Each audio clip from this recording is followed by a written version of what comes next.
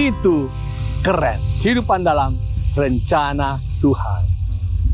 Perjalanan orang Israel di padang belantara terfokus ke tanah perjanjian atau tanah Kanaan. Dan di bawah kepemimpinan Yosua, mereka berhasil mencapai dan hidup di Kanaan. Tetapi mengherankan saudara, Ibrani 4 ayat yang 8 katakan, sebab andai kata Yosua telah membawa mereka masuk ke tempat perhentian, pasti Allah tidak akan berkata-kata kemudian tentang suatu hari lain. Kita melihat di sini ada keganjilan. Tempat perhentian dan hari yang lain dijadikan perbandingan. Kenapa? Apa maksudnya? Kita boleh bertanya sebagai berikut. Apakah ada Kanaan yang lain? Adakah ada hari perhentian yang lain? Jawabannya adalah benar. Ada Kanaan yang lain. Kanaan yang lain adalah surga. Itulah sasaran utama Tuhan ketika memimpin umatnya. Bukan hanya untuk orang Israel, tetapi untuk semua orang yang beriman kepada Tuhan. Beriman di dalam Yesus. Orang Yahudi, orang Yunani, orang Afrika, orang Eropa, orang Amerika, orang Asia, orang Indonesia, dan banyak suku, bangsa, bahasa, dan kaum. Sekarang, apakah ada hari perhentian yang lain? Ibrani 4 ayat yang ke-8 katakan tentang suatu hari lain. Apakah di sini sedang membahas tentang hari Sabat yang lain? Ada dua interpretasi dasar tentang Ibrani 4. Yang pertama, ada yang katakan bahwa pasal ini menekankan pentingnya hukum Sabat hari ke-7. Yang kedua, ada yang katakan bahwa ini bukan tentang Sabat hari ke-7, tetapi tentang suatu hari yang lain.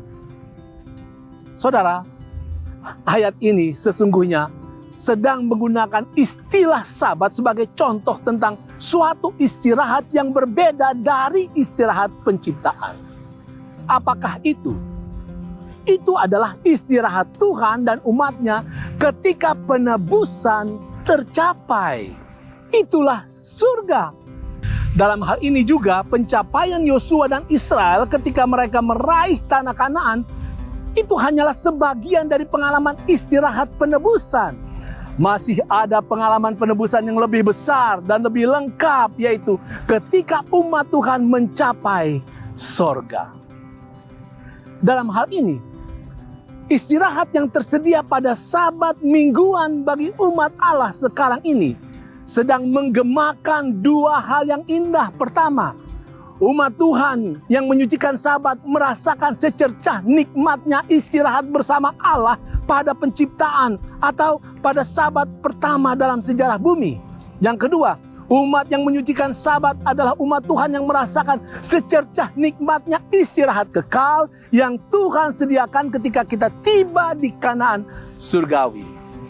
Pertanyaan, apakah kita bisa mencapai istirahat kekal surgawi itu? Bagaimana cara untuk mencapainya?